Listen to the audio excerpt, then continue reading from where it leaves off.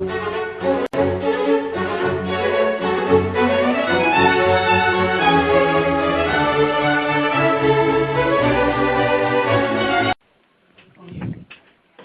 and thank you for joining us today for the overview of MIPS, the Small, Rural, and Unserved Practices webinar.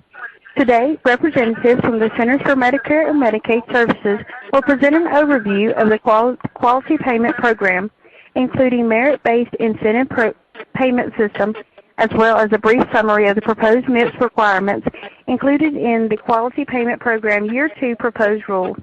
CMS will also discuss flexibilities and resources for small practices. You can listen to the presentation through your computer speakers, and there will be a question and answer session after the presentation if time allows. A phone number will be provided later in the webinar so you can ask questions via the phone. Dr. Elena Rios, President and CEO of the National Hispanic Medical Association, will provide an introduction for today's webinar and turn it over to Adam Richards, Health Insurance Specialist at CMS, and Dr. Ashby Wolf, Chief Medical Officer of Region 9 at CMS. Dr. Rios, you may now begin. Okay, thank you very much. It's a pleasure to be here. I am very happy to co-host this event with the Centers for Medicare and Medicaid Services, and Jeanette and all her team in the communications office. Thank you very much for the marketing out to our doctors and other health professionals. And my message is simple. If you can turn the slide, please. One is we are a leadership organization with the mission to empower those who take care of Hispanic patients, especially the Hispanic physicians, nurses, dentists, who we work with, but all those who are not Hispanic. We understand how, of all of the doctors in the country, only 5% are Hispanic. We know how important it is to empower and to have cultural competence information and leadership information. So we established our organization to be able to do this. We also developed a foundation to have a scholarship program for students that are interested in serving the Hispanic population. We serve as a resource to the federal government's White House, Congress, and executive branch. We provide leadership development, and we provide networking opportunities. Next slide. And this particular webinar is going to share with everybody today from the experts at CMS the importance that we believe are priorities for the transition that we are now living in that will change a fee-for-service system in this country to a quality value-based system. We are focused on what it means to have quality care for the Latino patients. From your perspective, you decide your measures, the quality measures that you are going to select that you will develop from your own teams, whether if you're a small group practice, your teams of nurses, your billers, the insurance companies you work with, the pharma companies you work with. You're going to have a team approach. You're going to have cultural competence within your measures and cultural competence within your systems of presentation to your patients, whether it's oral communications, websites, forms that you use. And you're going to have to understand that your leadership, whether if you're in a clinic with boards of directors in your leadership, you're going to have to explain to them the importance of cultural competence to move forward in a quality manner. And then lastly, I think the major transition for especially the younger generations who want to look for jobs in our safety net opportunities for jobs, it's going to be all about data analytics. Data analytics to develop what is the quality definitions, whether you're looking at a population health for a whole underserved area or what we call the safety net, or if you're just looking at a patient-to-physician interaction and satisfaction. What does that mean to analyze satisfaction from a patient? So we are a participant in Transforming Clinical Practice Initiative, which is one of the greatest initiatives, one of the initiatives with the greatest amount of money put forward by the federal government to help small practices like yourselves get involved with the transforming of your practice to become a quality practice. We will be having more speakers such as the speakers you will hear from today at our fall regional forums from September to November of this year, and at our NHMA annual conference, which is in Washington, D.C. in March. And for any information about our organization, our website is www.nhmamd.org. We do have a website page on the Transforming Clinical Practice Initiative where you can sign up and get connected to CMS through NHMA so that we get credit on how many doctors we're referring to the program. You would have free counseling and assessments of your practice, whether you're a private practice doctor in a clinic or a rural hospital, or you're in the academic world. You can have an assessment on how you can better transform the way you practice to a quality practice that makes sense for the Latino patients in this country. So thank you very much for what you do. Thank you.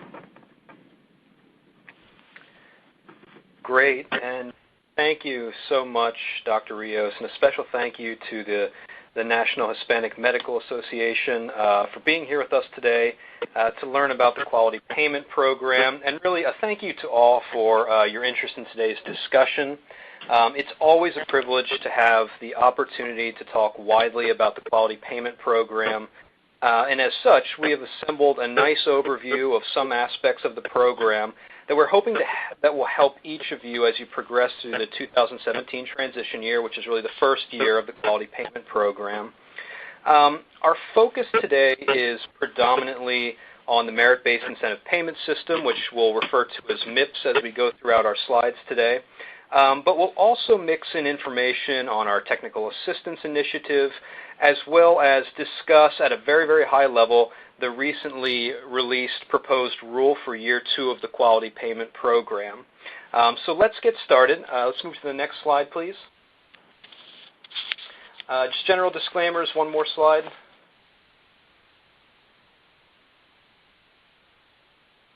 Great, thank you. And this is just some general housekeeping before we really get into the meat of our discussion.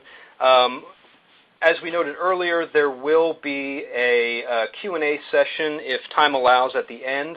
I did want to make a note, however, that we will just be doing a very, very high-level overview of the proposed rule for Year 2 of the Quality Payment Program. Therefore, we do need to protect the rulemaking process and certainly comply with the Administrative Procedures Act. So if there are any comments or feedback or recommendations for the proposed rule for Year 2, we ask that you share those comments with us through the formal process as outlined by the federal or under the Federal Register. And we'll talk a little bit about that process later on. We do have some step-by-step instructions for you, as well as where to go for resources. So we will talk about that in just a little bit. Next slide, please. So we do have a robust discussion plan today, and this is just a general rundown of some of the topics that we intend on covering. We'll start with a nice overview of the Quality Payment Program, just a basic understanding to really set the context for our discussion about MIPS. We'll talk more about the Merit-Based Incentive Payment System, specifically really an overview of the participation requirements. We'll talk about some of the submission methods, individual versus group reporting. We'll talk about the performance categories under MIPS, and even get into some of the scoring at a very, very high level and a little bit on the payment adjustments that clinicians can expect in 2019. We'll then move on to talk about technical assistance. Before technical assistance, we'll also give you some tips for really getting started for the 2017 transition year. Then we'll talk about the support that is available to all clinicians who are included and are participating. And then we'll move into talking a little bit about the proposed rule for Year 2. And hopefully, like I said, if time allows at the end, we'll take some questions. So let's move on and jump into our discussion.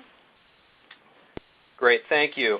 So the Quality Payment Program at a high level really consists of two tracks for clinicians: the Merit-Based Incentive Payment System, which we will discuss today, and advanced alternative payment models, also known as APMs, which we will not get too deep into, but there are a number of great resources available on qpp.cms.gov that are specific to alternative payment models and advanced alternative payment models that I encourage each of you to review. We also have some upcoming webinars on the proposed changes to Year 2 that are very specific to advanced alternative payment models, so we encourage you to take a look at those upcoming events and register if interested. One thing that I will say is that when we began developing this program, we took the opportunity to listen to you in settings similar to what we are in today. And we wanted to understand how each of you practice, how your practice is structured, and really the makeup of your patient population as well. This way we could develop a program with your help that really is patient-centered, patient-focused. It helps to reduce burden, and like I said, it really puts the patient first. So if you move on to the next slide, as you can see, we have three foundational elements here, or what we like to call the bedrock of the quality payment program. Of course, our intentions are to certainly bolster that high quality and patient-centered care, so that's really the top of our bedrock here. And we are making sure that the patient is always put first, and that we are improving patient outcomes.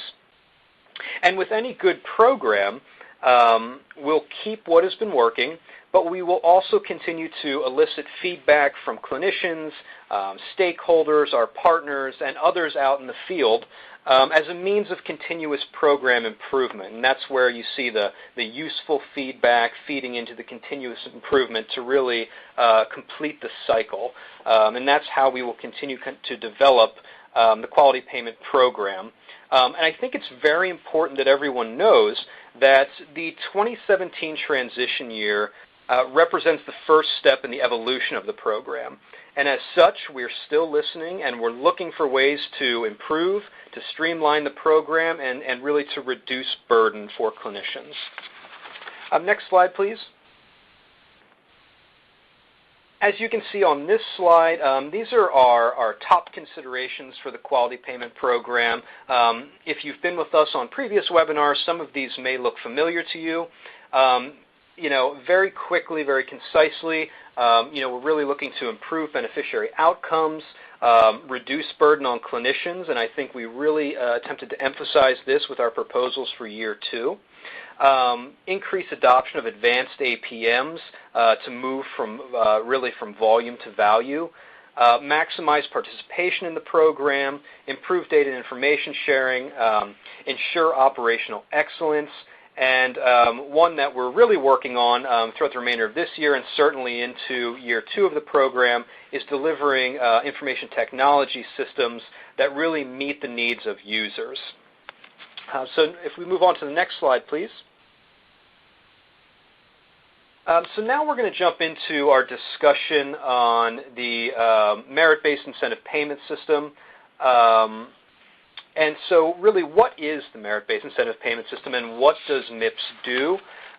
So if we go to the next slide, you'll see that MIPS consolidates three of the programs that you may all be familiar with, including the Physician Quality Reporting System, or PQRS, the Physician Value Modifier, and the Medicare EHR Incentive Program for eligible professionals.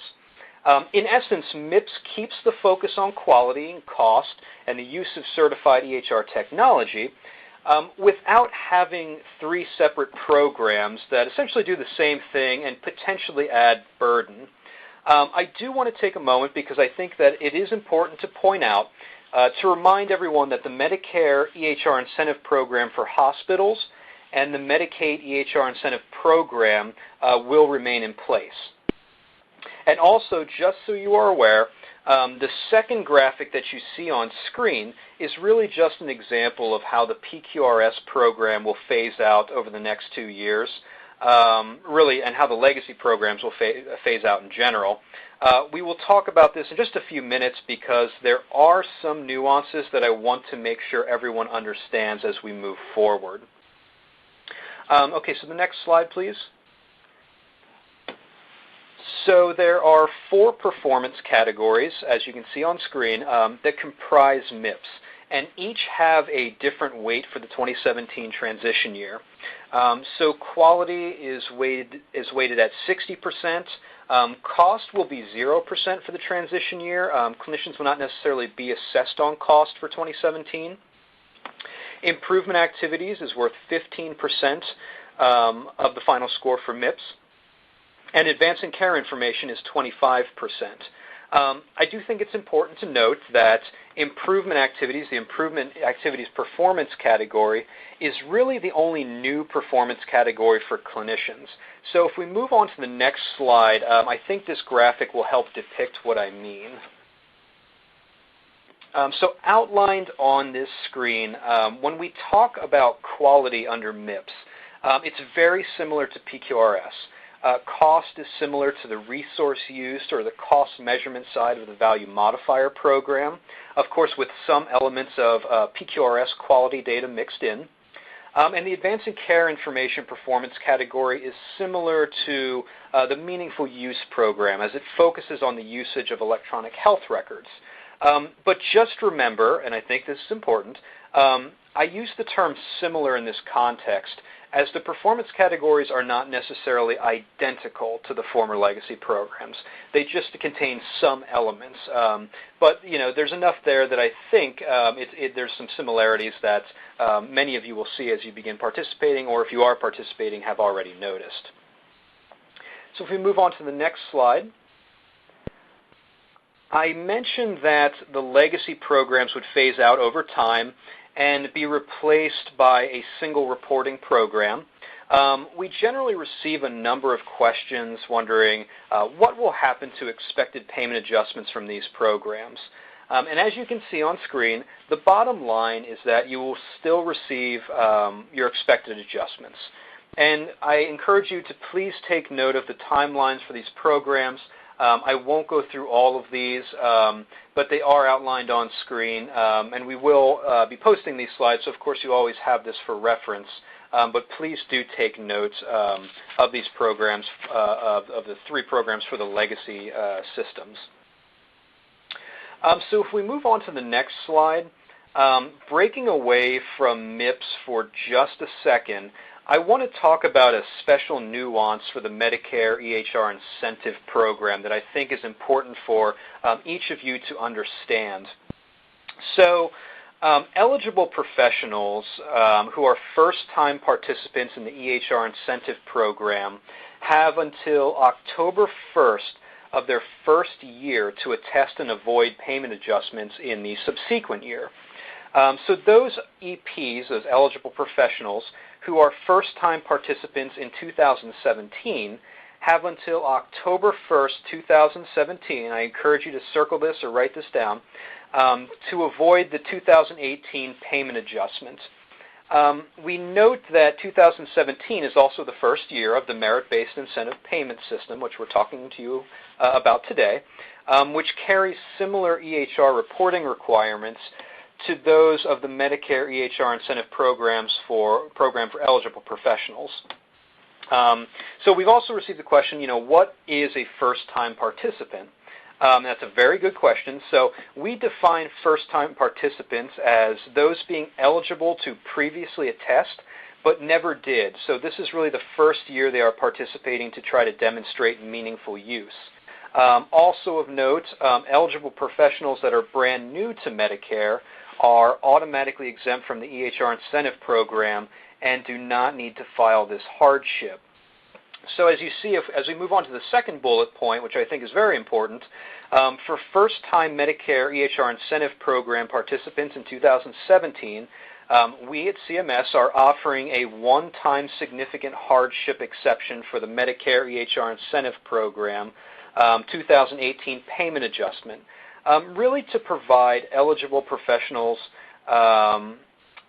with ample time to collaborate with their EHR vendors and to adjust to the new reporting requirements in the Advancing Care Information Performance category under MIPS. And we'll talk about that category in a little bit.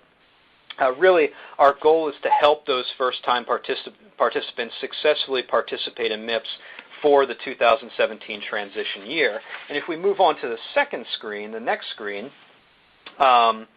a first-time participant, a first-time eligible professional, may apply for this one-time significant hardship exception from the 2018 payment adjustment if, and all of those criteria are listed on screen. I won't go through them.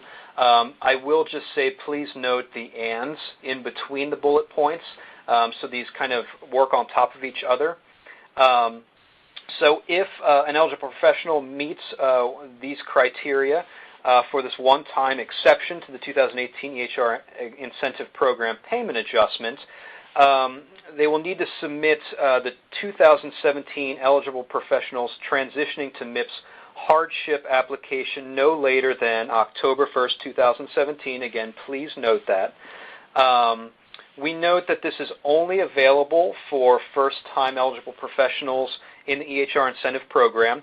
So if you have previously participated in this program, you are not eligible for this one-time hardship exception.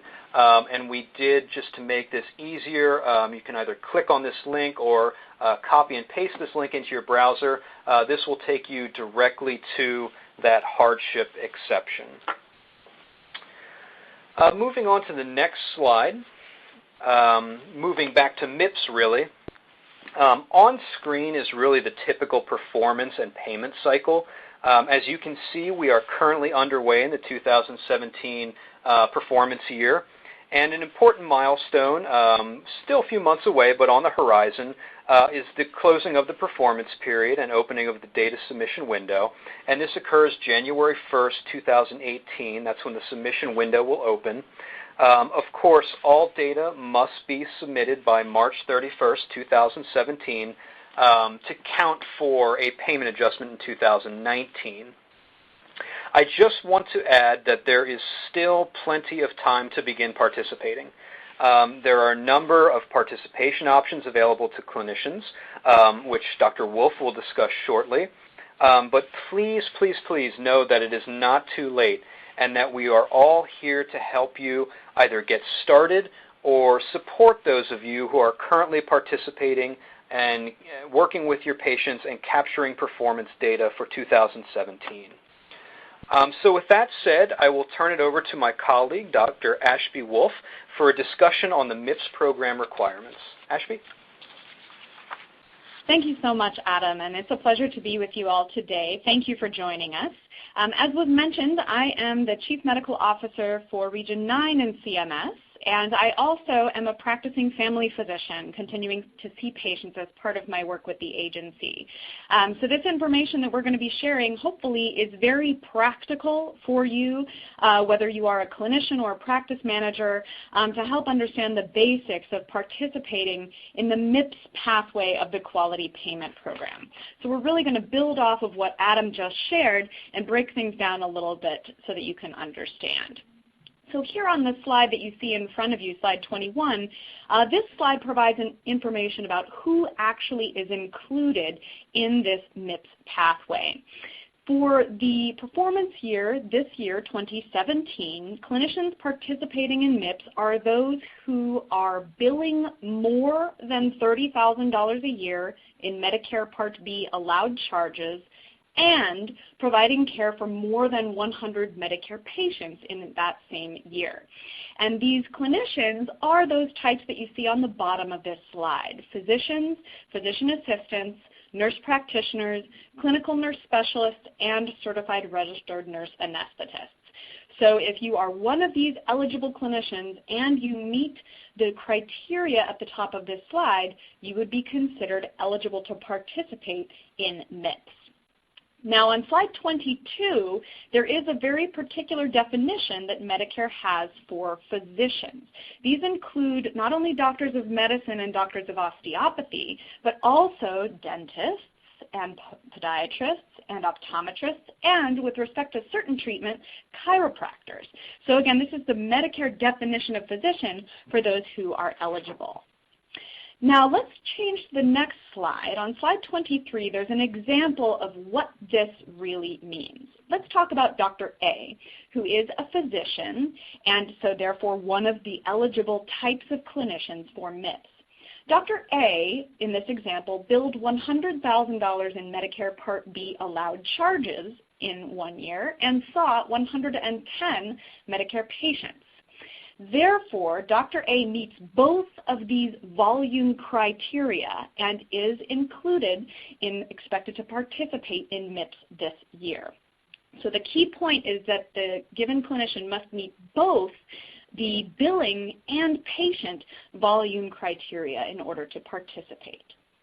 On our next slide, if you are like Dr. A and therefore included in MIPS, we are recommending that you actively participate this year in MIPS to possibly earn a positive payment adjustment to your Medicare Part B reimbursement in 2019. Not participating will result in a negative 4% downward adjustment to your reimbursement under Medicare Part B in 2019. Let's move to the next slide and talk a little bit about who might be exempt or not included from MIPS. There are some exceptions, and those include, in the middle square here on slide 22, those who do not meet the volume threshold that I was just mentioning. So clinicians who bill less than or equal to $30,000 a year in Medicare Part B allowed charges, or see 100 or fewer Medicare Part B patients. If they meet either of those criteria, they do not meet the volume threshold and therefore would be exempt from MIPS this year. There are also some clinicians that are just starting as Medicare enrolled providers. These are folks, of course, who may be newly graduated from a training program or for whatever reason have never enrolled as a Medicare provider in the past. These folks, if they're enrolled for the first time during this performance period, they are exempt until the following performance year. That allows these clinicians to get up and running with their practice, but also learn some of the expectations before they are required to participate.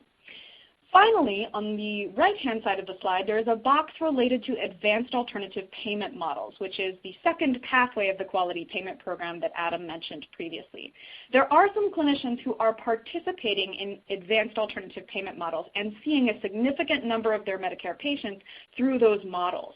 Those clinicians are exempt from participating in MIPS because they are already doing a lot of the work of MIPS in their alternative payment model. We're not going to talk about those particular clinicians today, but we do have a number of resources for clinicians who are participating in those kinds of models to understand what the expectations are.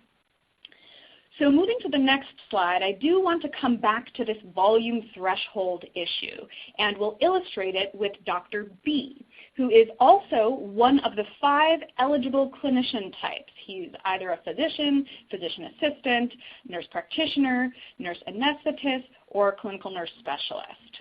And Dr. B billed $100,000 in Medicare Part B charges in a given year. But Dr. B only saw 80 Medicare patients. Dr. B does not meet one of these 2 criteria, and therefore Dr. B is exempt from MIPS. So let's move to the next slide. If you are like Dr. B and if you are exempt, you may actually choose to voluntarily submit data to CMS as part of MIPS in order to simply prepare for future participation. However, if you are voluntarily participating, you're not required to participate, you will not qualify for any payment adjustments based on your 2017 performance. But we do believe that voluntarily participating will help you prepare for future years if you become eligible. So let's move to the next slide, and based on the eligibility criteria that I just discussed, there are some important special considerations and flexibilities that we're going to review in the next few slides. So on slide 29, if we flip to the next slide, you'll see that there are particular considerations for clinicians who participate or practice in rural health centers and federally qualified health centers.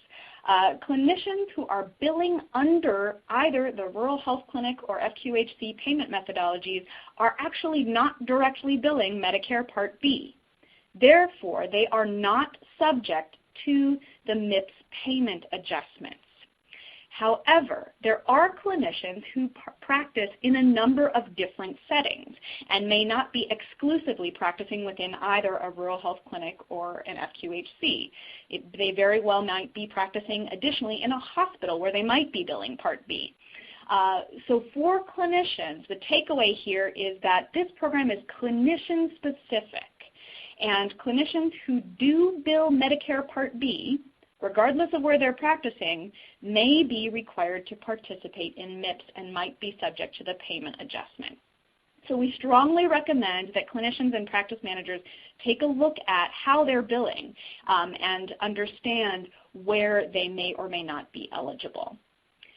On the next slide, we're going to talk specifically about clinicians in other specific facilities, namely critical access hospitals.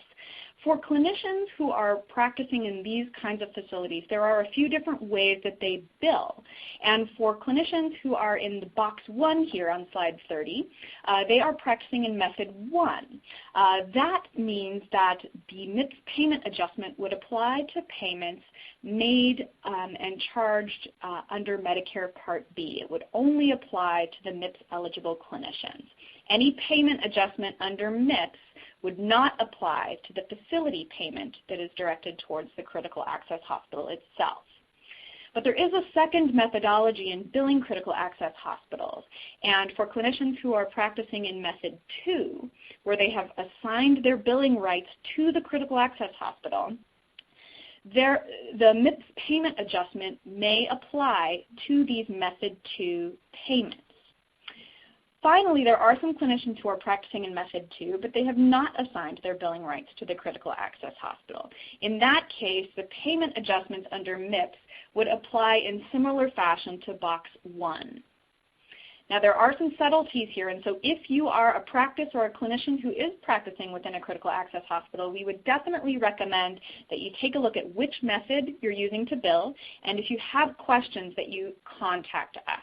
And we have our contact information at the end of this presentation to answer some of those practice-specific questions. Let's move to the next slide and talk about another special consideration for clinicians who are hospital-based. Now, we define hospital-based MIPS-eligible clinicians as clinicians who provide 75% or more of their covered professional services in a place of service that is either an inpatient hospital, which is place of service code 21, an on-campus outpatient hospital, which is place of service code 22, or emergency room, which is place of service code 23. And of course, these are based on claims. Of course, the hospital clinicians are subject to MIPS if they are deemed eligible and they exceed the volume thresholds we were discussing previously. But there are some flexibilities for these hospital-based clinicians where they do qualify for some reweighting of particular performance categories, and we're going to talk specifically about that in a few slides. On slide 32, there are also some additional considerations for clinicians who are deemed non-patient facing. These are, of course, clinicians that may include pathologists, certain types of anesthesiologists or radiologists. These folks are not exempt from MIPS, but they have more flexibility in what they are required to do if they meet these volume thresholds. With respect to this designation, an individual clinician is considered non-patient facing if they have fewer than 100 patient-facing encounters in the performance period. So let's go ahead and move to the next slide. And at this point, we've reviewed much of who's eligible to participate in the MIPS pathway of the Quality Payment Program this year. But let's move on to what options clinicians have to participate in this program. So you'll see on slide 34, we have a wide variety of ways that clinicians can participate. And we call this picking your pace for participation in MIPS for this transitional year, where we're transitioning away from the legacy programs of PQRS and Medicare Meaningful Use that Adam mentioned, and we're transitioning into the Quality Payment Program and MIPS. Now, for clinicians who are participating in MIPS this year, there are 3 different ways that they can participate. They can choose to test the new program by simply submitting some minimal amount of data. They can also choose to participate for part of the year or for the full year, calendar year this year. Not participating at all will result in the negative 4% payment adjustment that I mentioned earlier. Now you'll also see here on slide 34 that on the left-hand side there is a column related to advanced alternative payment models. There are some practices that may choose and be eligible to participate in the advanced alternative payment model pathway, but that's not what we're going to be addressing today. So again, if you are one of those clinicians that think you might be participating in an advanced alternative payment model, we would definitely recommend that you contact us so we can walk you through your options and provide you the resources that we have available on our website. But getting back to pick your pace, let's move to slide 35, and we're going to go through each of these options for what clinicians can do this year to participate in MIPS. So clinicians might choose to simply test this new program and submit a minimum amount of their 2017 data to CMS. In doing so, if you test the system this year, you will avoid any negative payment adjustment in 2019. And it will give you an opportunity to gain familiarity with MIPS and with the quality payment program. What does this minimum amount of data actually mean? It means submitting one quality measure or one improvement activity or either 4 or 5 required advancing care information measures. And that 4 or 5 depends on which certified EHR edition you're using. We are going to go through each of these performance categories in detail, but again, the minimum amount of data is shown here on this slide. That will allow you to test the program this year and avoid a negative payment adjustment. Now let's move to slide 36, where we're going to talk about the other two options, either partially or fully participating in the program this year.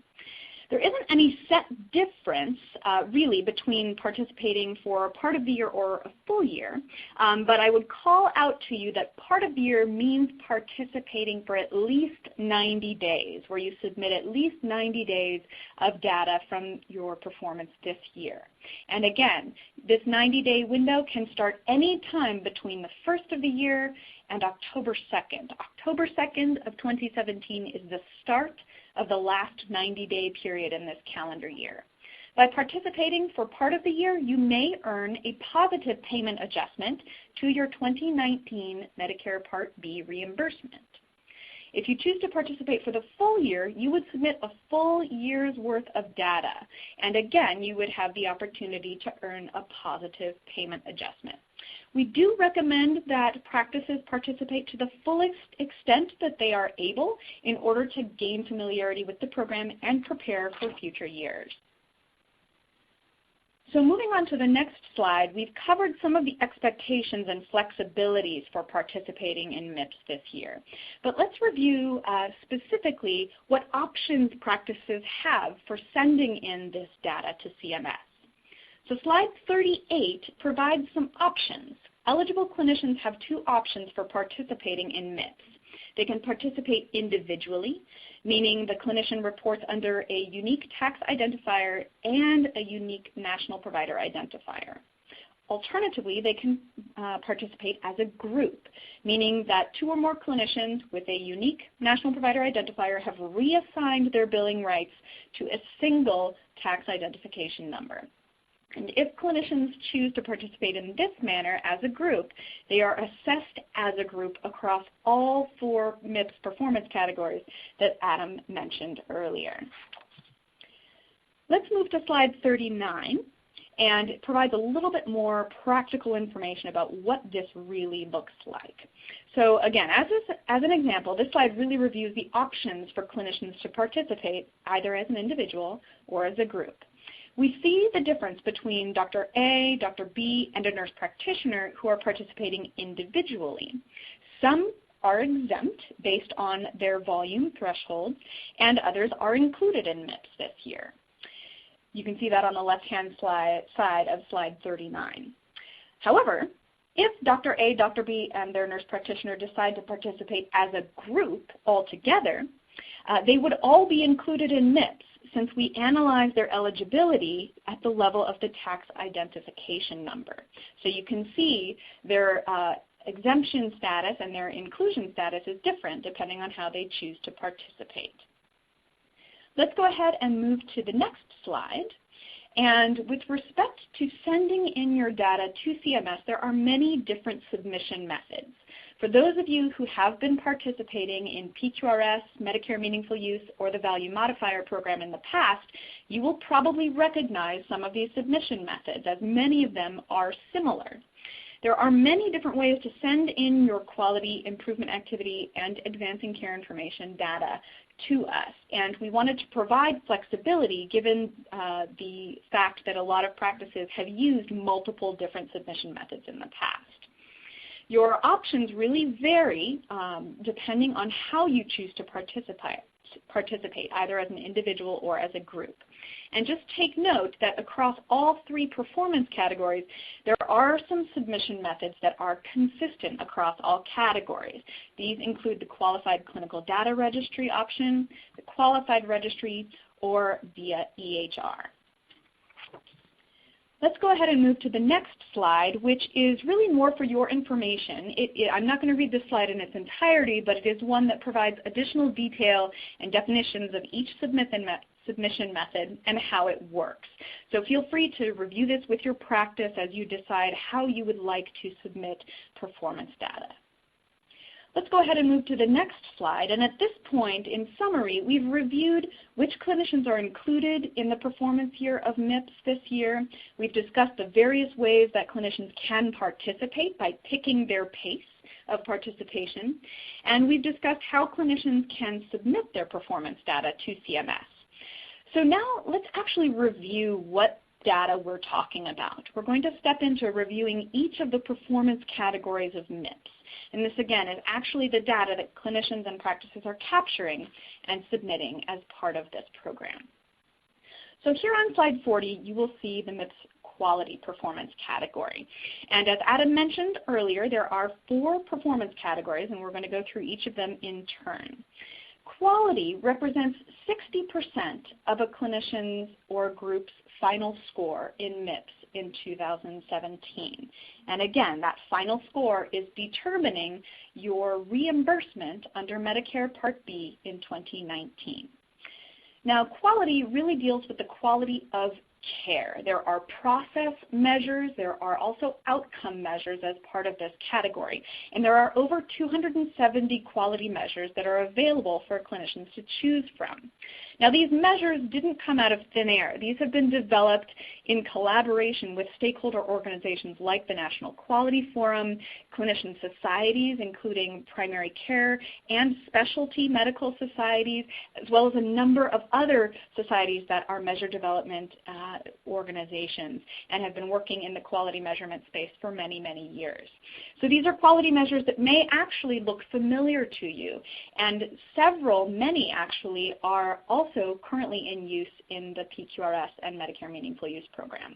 So these are not measures that are coming out of the blue, but there may be some that are more pertinent to your clinical practice now, as we've really worked hard to focus on developing measures that both look at process and outcome of care.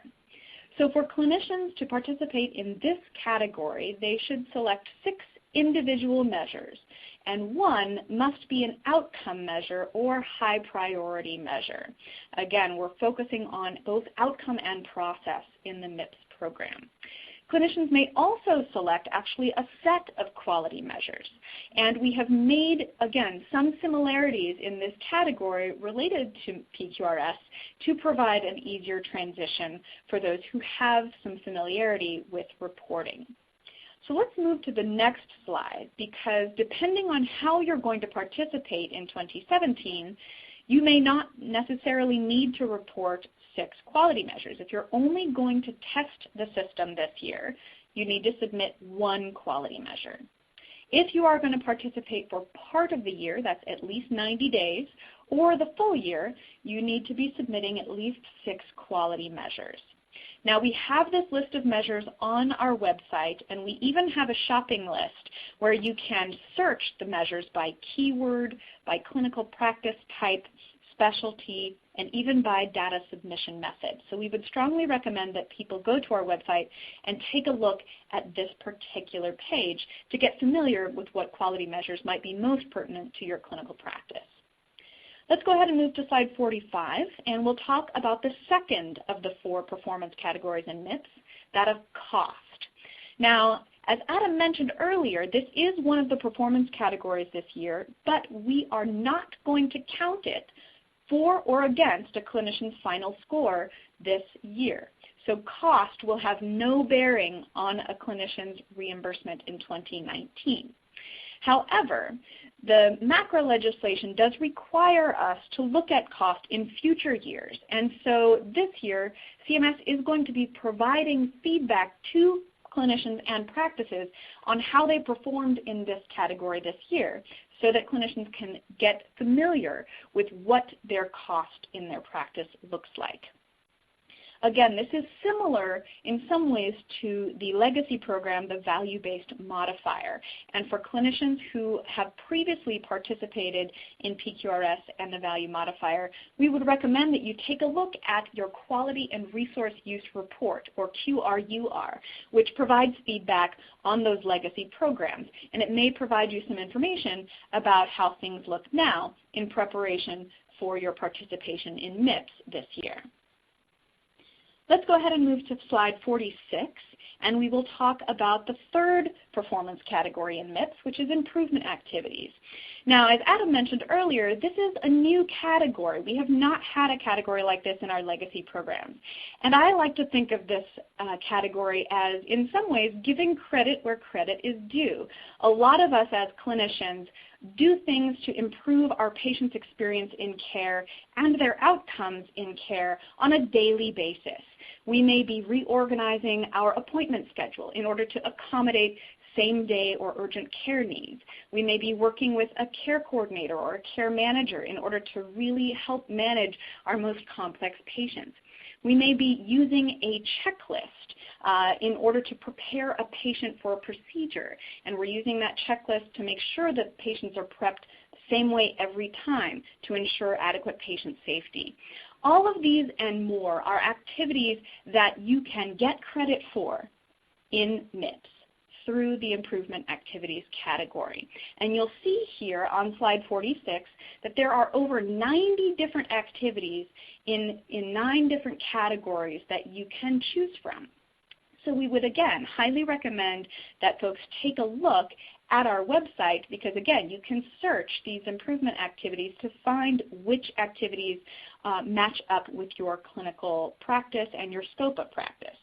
It's very possible that you're already doing something that's on this list of 90 activities. And clinicians have the flexibility to choose what they would like to submit as part of their participation in this category. Now you'll note here on slide 46 that one of these categories is participation in an alternative payment model. And let's move to slide 47 to talk a little bit more specifically about what that means. There is special consideration within this performance category for clinicians who are participating in patient-centered medical homes, comparable specialty practices, or alternative payment models that are designated as a medical home model. Those practices will automatically get full credit in this category.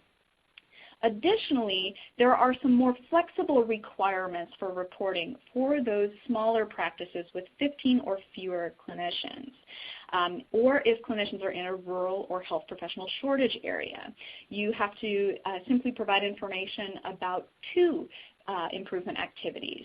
Other groups, larger groups, must report 4 activities. So there is some flexibility there for practices that are smaller in size.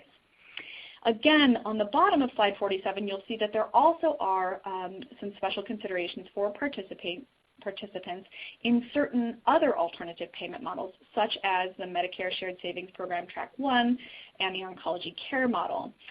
These clinicians will automatically receive points in this category based on their participation in this alternative payment model. Let's go ahead and move to the next slide to provide some additional context for what this category means depending on how you pick your PACE. For clinicians who are choosing to test the system this year, that means you can simply pick one improvement activity and attest to that activity that you have been doing that activity for 90 days. If you'd like to go ahead and try to participate more fully and go for a possible positive payment adjustment based on your performance this year, you can attest to a variety of combinations of improvement activities, and that's shown here on the right-hand side of slide 48. Again, for a full list of improvement activities and options, you can go to our website, which is listed here on the bottom of the slide, qpp.cms.gov. Now let's go ahead and move to discussing the final performance category in MIPS, that of advancing care information. Now, unlike the improvement activities performance category, which is a new category, clinicians and practices may be more familiar with the components of advancing care information, as it is similar to the Medicare EHR incentive payment program, or more commonly known as Medicare Meaningful Use. So on this slide, slide 49, you'll see that advancing care information represents 25% of a clinician's final score in MIPS this year. And the goal is to really promote patient engagement as well as the use of electronic health record technology. But there are some important differences between advancing care information and the legacy program of Medicare Meaningful Use. For example, this performance category is not exclusive to physicians. In the Medicare Meaningful Use program, only physicians were required to participate, but in the Advancing Care Information category of MIPS, it applies to all eligible clinicians participating in the MIPS program, either as an individual or a group. Additionally, advancing care information eliminates the all-or-nothing reporting criteria that was a part of Medicare Meaningful Use. And instead, what we've done is replacing that requirement with a greater degree of flexibility so that clinicians can choose the measures that fit their scope of practice and their patient population. At the bottom of slide 49 here, you will see there are two measure sets that clinicians can choose from depending on their certified EHR edition. We have the Advancing Care Information Objectives and Measures, which is pertinent to the 2015 edition of Certified Electronic Health Record Technology. We also have a Transition Measure set, which is pertinent to those using a 2014 edition of Certified Electronic Health Record Technology. So moving to slide 50, you will see this is laid out more visually for you so that you can better understand which measure set you might want to choose to report. So again, you must use certified EHR technology to report in this category, and depending on which edition you're using, you can use the various options here.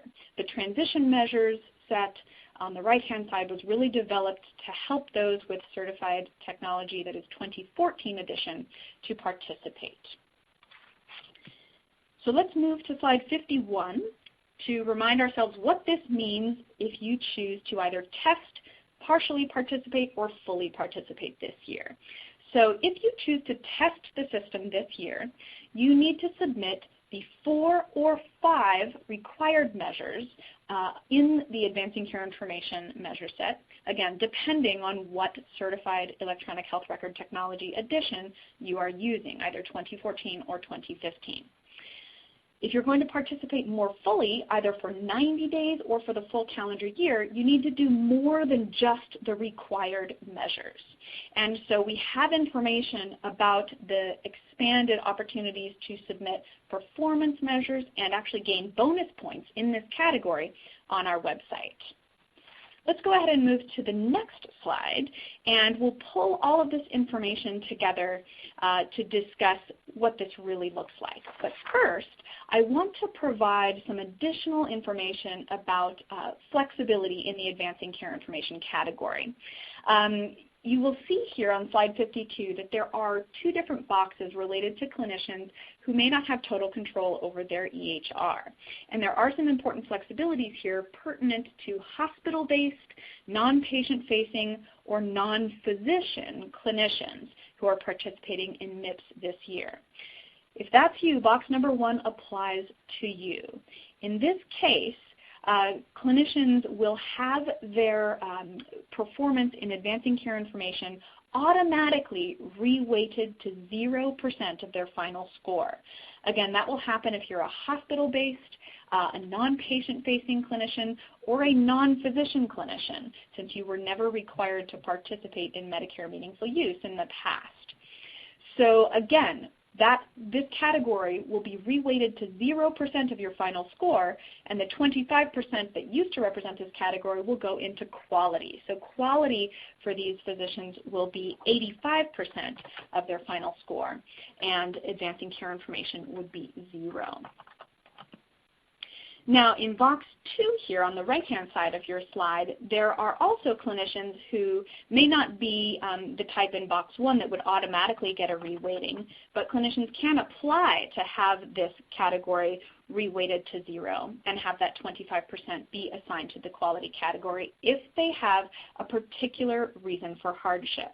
And those reasons are listed here on the right-hand side of slide 52. Number 1, insufficient internet connectivity.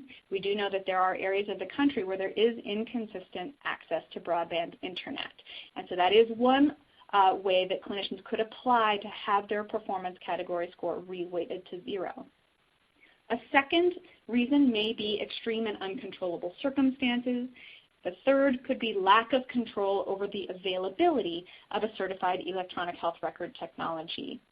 So again, there are some flexibilities here to account for the fact that we are still in the process of implementing electronic health record technology across the country. And we do have more information about this and how you might participate in these flexibilities on our website. Let's go ahead and move to the next slide and transition into really pulling all of this information together and see how these performance categories together affect a clinician's final score. So on slide 54, if we can flip to the next slide, when calculating the final score, CMS is taking information from each of the performance categories I just described, and we are bringing them all together and multiplying the score for each performance category.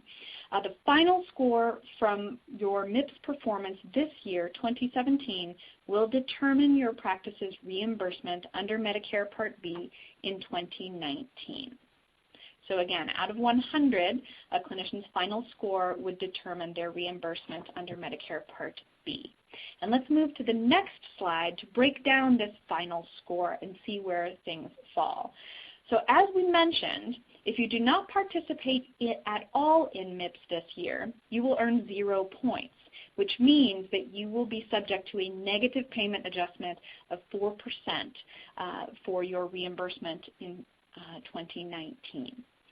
If you participate in the minimum level, if you choose to test the system, you will earn 3 points, which will allow you to avoid any payment adjustments in 2019.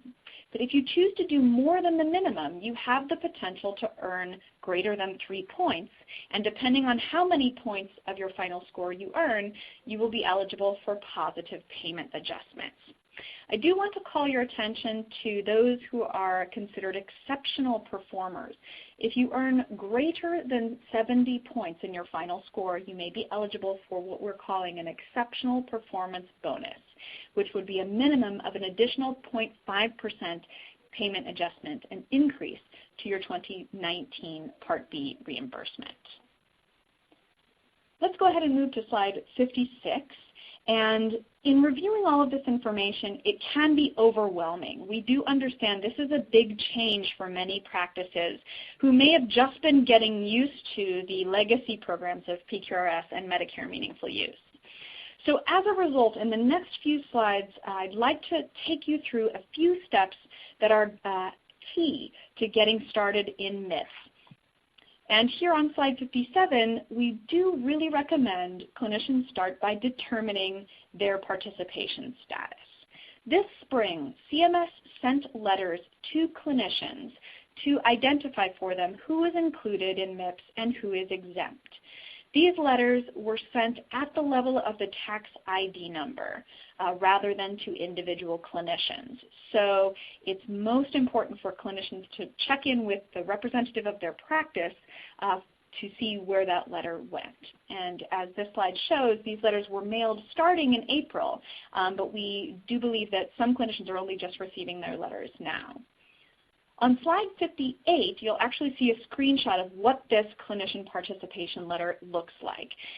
And the most important information was designed to come first, providing information about why clinicians are getting this letter and what they need to do. On the following slide, slide 59, this is the second portion of the participation letter, which also details what to do if a clinician or practice is participating in an alternative payment model, which again, as I've been mentioning, is the other pathway in the quality payment program. For clinicians who may fall into this category, we highly recommend that they verify their status, whatever alternative payment model they are participating in. But of course, if you do have questions, again, you are always welcome to contact us. This clinician participation letter does have the contact information at the end of the second page. And again, we're going to provide that contact information at the end of this presentation as well. On slide 60, there's also an important attachment that came along with the clinician participation letter, which explains specifically which clinicians are included in MIPS and who should actively participate. And this attachment identifies who is included and who is exempt. It lists each clinician by national provider identifier associated with the tax ID. Let's go ahead and move to the next slide.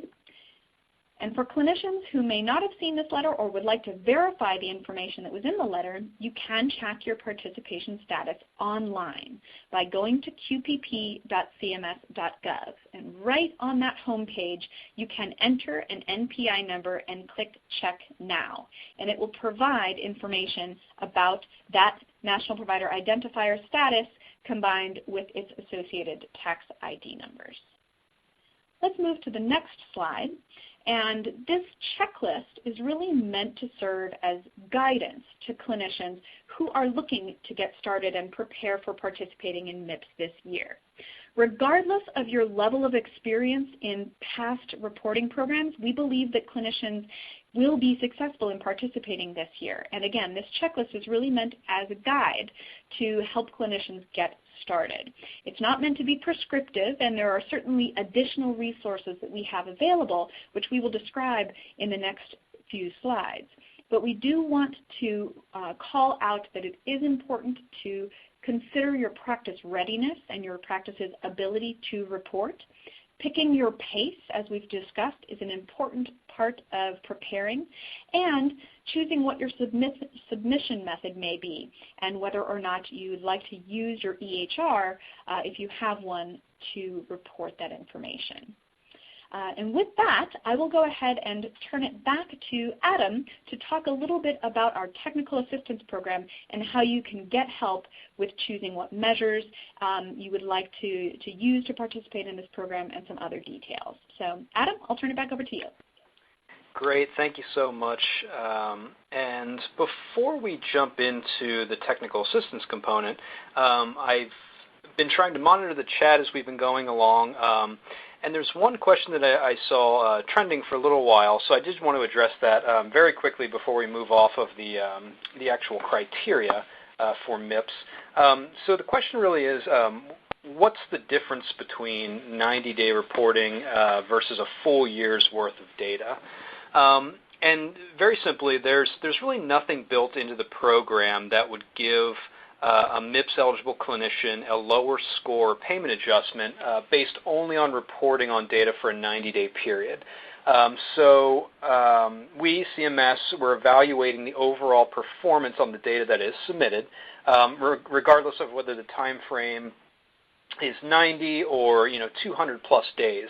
For full-year participation, is generally a better way to earn the maximum MIPS payment adjustment because it provides clinicians with more measures to select from and the opportunity for bonus points.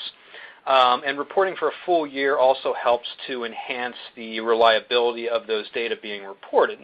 However, a MIPS-eligible clinician could earn a high final score at 90 days or at the partial pace and still receive a positive payment adjustment or even the maximum payment adjustment. So I just wanted to kind of tackle that question because I did see it coming up quite a bit in the chat before we moved on. So this next section, we're kind of in the home stretch now. I want to talk a little bit about the technical assistance and really the support that is available for clinicians who are included in the program and need to actively participate in the 2017 transition year. So as you can see on screen, this is a nice little organizer of all of the various types of support that we have available. I'm just going to spend a few minutes trying to break this down a little bit. So on the bottom right-hand quadrant of the screen, I think that's one of the best starting points, just kind of the general technical support that's available. So that includes the quality payment program, so qpp.cms.gov. There's a lot of great resources out there. Certainly under the resource, the About and Resource section, we have a number of great educational resources. There's also links to all of our previous webinars. So that you can take a look at some of the other focus areas that we've had on the quality payment program throughout the year. Of course, if you have questions, please feel free to contact the quality payment program at the number you see on screen, or send us an email at qpp@cms.hhs.gov. For those of you who may be participating in an alternative payment model or an advanced alternative payment model, the Center for Medicare and Medicaid Innovation, they have the APM learning systems. So that will provide support for folks who are in those various models. For those who are participating in MIPS in 2017, we do have 3 branches of technical assistance that we'll offer you. So really starting, I'm going to go counterclockwise. So starting with small practices, so those that have 15, those practices with 15 or fewer clinicians. We have the Small, Underserved, and Rural Support Program. So they're available to assist those smaller practices. And then for larger practices, those that are practices with greater than 15 clinicians, we have our very, very experienced quality innovation networks and quality improvement organizations. And I will say all of these branches are made up of experienced and professional organizations that have a deep history with CMS on our various reporting programs, our quality improvement initiatives. These organizations have worked with us for a number of years. They truly understand the requirements, and they're out there and they're able to assist you. Finally, the Transforming Clinical Practice Initiative, really for those clinicians, those practices that are interested, that are participating in MIPS but are interested in ultimately moving toward an alternative payment model, that are interested in large-scale practice transformation. For the Transforming Clinical Practice Initiative, clinicians would enroll with a practice transformation network. We have 29 of them throughout the nation. So you'd enroll with a practice transformation network. And I just want to note that there is a bit of a time and data commitment. So please take that into consideration as you're kind of looking through the available options.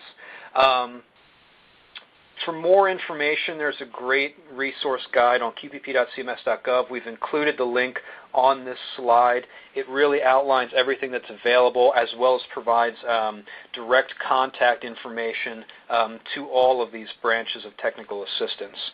So if we could move on to slide 65, please.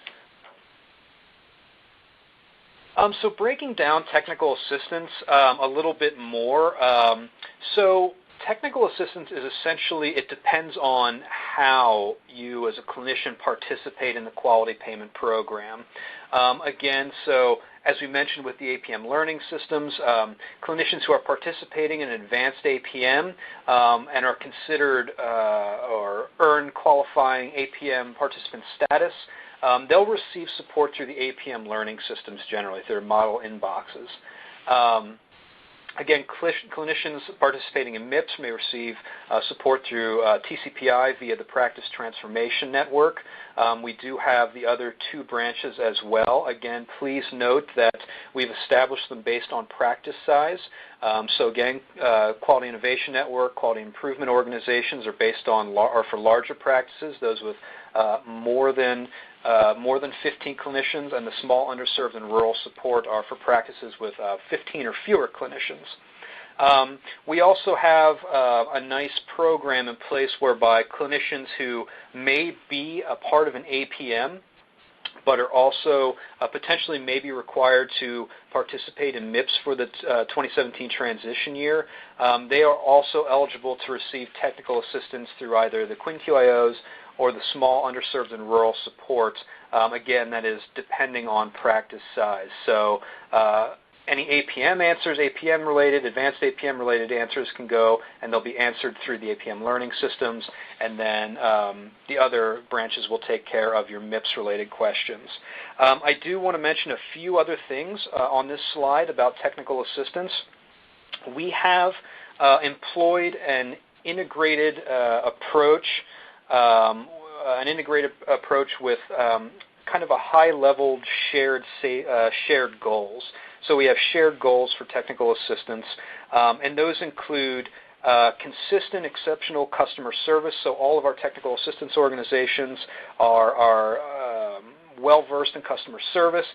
We also have a no wrong door approach, and I think this is important to really talk about because since there are a number of resources available, you may not necessarily know where to start.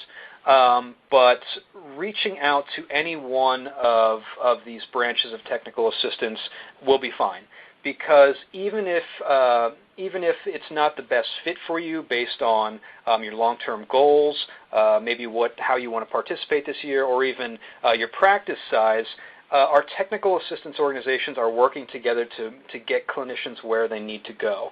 They'll certainly help you triage your question at first, get you on the right path, but then they're also going to make sure that you are that you're placed in good hands and that that you're with the right form of technical assistance. Also, another significant goal from CMS was that we are attempting to ensure that 100% of clinicians that are included in the quality payment program have access to this technical assistance. So again, no matter where you go, no matter what you're looking for, you will have access to some form of technical assistance. And just one additional note, we have had a few questions on the time frame for this form of assistance, and I would be remiss if I didn't remind everyone that this is no-cost technical assistance to clinicians. This is no-cost, free, so we encourage you to take advantage of it as soon as possible. All of our organizations are out there, they're working, and they're waiting to hear from you. And they may even be reaching out to you, within the coming days and weeks and months. But so for 2017, our technical assistance is available to clinicians throughout the entire year. In many cases, as you will soon see, our technical assistance initiative for the quality payment program will extend into future years as well. Of course, at the end of the year, we'll see what's working, what's not, and we'll adjust accordingly. But our plan is to continue offering technical assistance for the quality payment program throughout the entire year and certainly into future program years as well. So if you need the assistance, it will be there for you. Moving on to the next slide. Just a quick run through of our small, underserved, and rural support initiative. This was launched a few months ago. It is a 5-year technical assistance program that was authorized under the Medicare Access and CHIP Reauthorization Act. Many of you know that as MACRA. Again, it's designed for small practices, those with 15 or fewer clinicians, and that includes practices that are in rural locations, health professional shortage areas, and certainly medically underserved areas. As you can see on screen, I won't go through all of the support that's available, but our organizations are ready to come to help you out however you need, whether that's one-on-one support or maybe it's just a phone call or an email. But again, the support is available immediately, and it is free to clinicians in small practices, and of course that extends to really all practices. And I encourage you, as you see these slides and you begin to explore this form of technical assistance, please help us spread the word. We'd like to get as many clinicians the assistance that they need. So if we go to the next slide, please. Again, sticking with the theme of small, underserved, and rural support. This is a coverage map.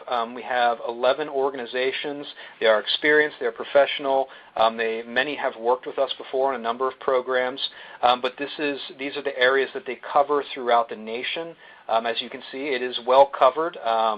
So if you see your state on there and you're in that state, just locate your technical assistance organization, and they'll be more than happy to get you started and work with you.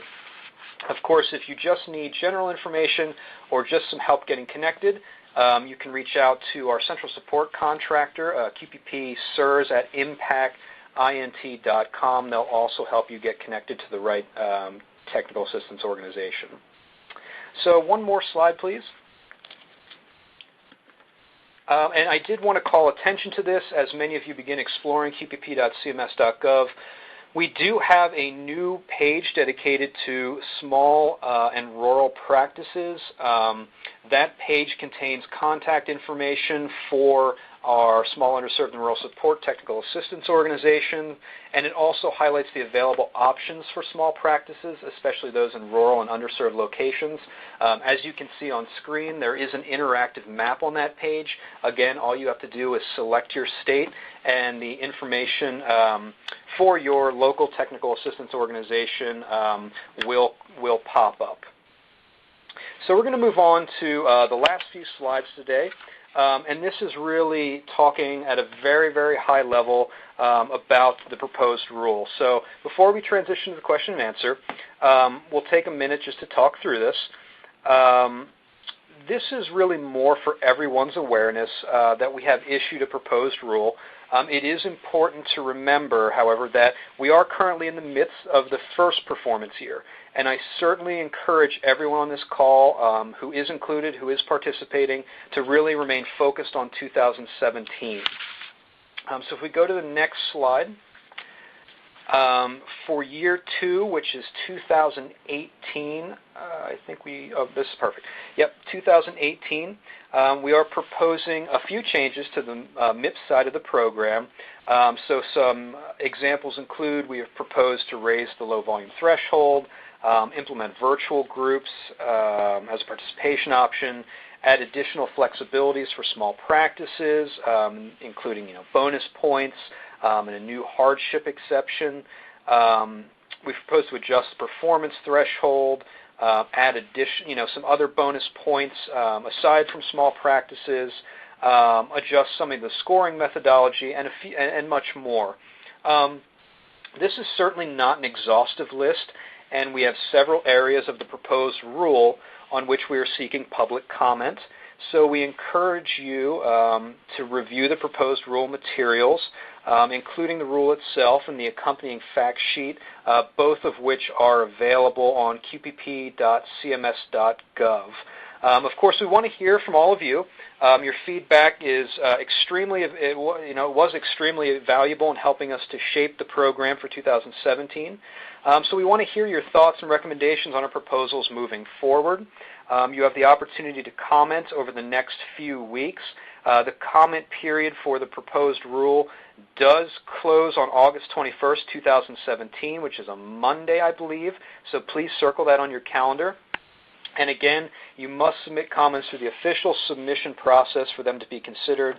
That process is outlined below. Of course, for additional information, please go to qpp.cms.gov. And also we have our various lines of communication. Our technical assistance organizations are also available to help. Okay, so that should wrap up that section. We're going to move on to Q&A. I know we don't have a lot of time remaining, but to ask a question, please use the below phone number. Again, as you're dialing in, or if we take questions from the chat, I just want to remind everyone that We won't necessarily comment on the proposed rule. We're happy to answer questions on the 2017 transition year and really on all the information that you just learned. Again, we do have to protect the rulemaking process, so please, if you're interested, submit your comments through the official submission process for the proposed rule. With that, I think we're going to go into the Q&A. And I didn't know if there were any questions we'd want to pull from from our chat box. I know we've had a pretty good discussion going on over in the chat box as well, if we have anything on the line, but we can move into that right now. Stephanie, are there any questions on the phone line?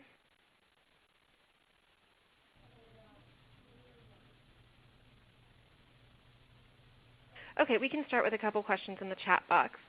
The first question, for testing only, I was told that you only have to report one measure one time for one patient. Is this correct?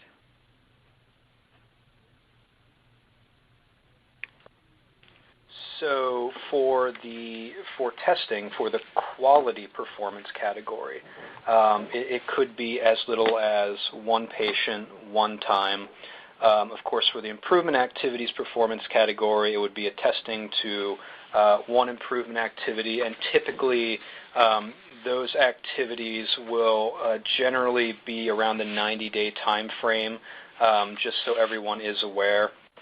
And then, of course, for the advancing care information performance category, it would be the 4 or 5 base measures, depending on your addition of certified EHR technology. Adam, this is Ashby. I'd like to add to that because one of the things that I think is important for practices to keep in mind is that you may choose to do as little as reporting on one quality measure related to one patient one time, but while that will allow you to test and technically allow you to earn 3 points, it won't really give a practice a lot of practical information or experience in the program this year. And as Adam mentioned, we are continuing to move forward with our proposals for what next year's MIPS will look like. And so our suggestion would be that practices really look at not only getting familiar with the program this year, but really participating to the extent possible in order to gain familiarity with the program and actually obtain useful feedback that could become part of a practice's own quality improvement processes. Thanks, Ashby and Adam. The next question is a CRNA working only in a critical access hospital exempt from MIPS?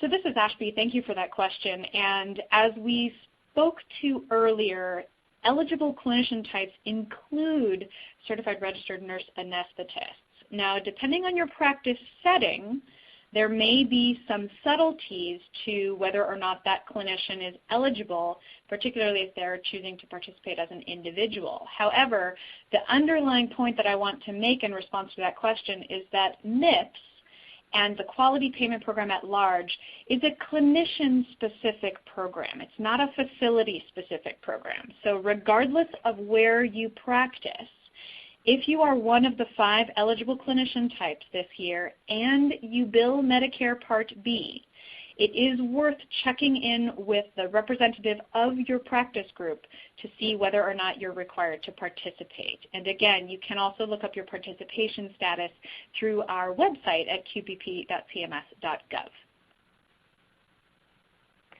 Thanks, Ashby. Deirdre, do you want to open the phone line for any questions? We do have a conference question from Karen Pope.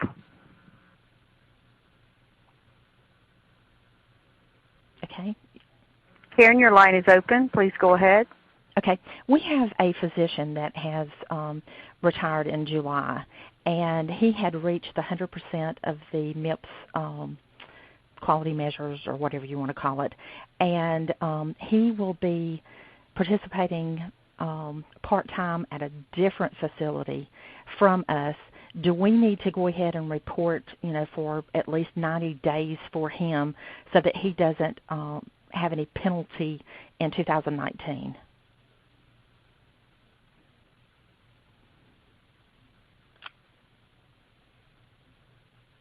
So this is Ashby. I would say that for practice-specific questions like these, a lot of them we recommend really either emailing us or calling our service center, because sometimes there are subtleties where we can't actually answer the specific question you have or follow up on the question in a forum like this. So as you can see on slide 72, there is the email address, qpp@cms.hhs.gov, as well as the phone number. However, in general, if clinicians are participating in MIPS as a group, we would recommend that practices report data based on whatever performance period they're going to use. So if you're going to use a 90-day or more time period to participate in the program this year, we would definitely recommend including all MIPS-eligible clinicians in the data that you submit. And we can certainly help you in terms of providing technical assistance with respect to how you're going to submit that data and which measures you're choosing. So again, I think for that practice-specific question, we'd be happy to follow up with you, and certainly you're welcome to send us an email so that we can dive into the details. Okay, thank you so much. Great, thank you. That's all the time that we have for today. I do want to thank, again, Dr. Rios, Dr. Ashby Wolf for being here with us today. Please be on the lookout for additional education and learning opportunities in the near future. Thank you so much, and we hope to speak with you again soon. Thank you. This concludes today's conference. You may now disconnect. Speakers, please hold the line.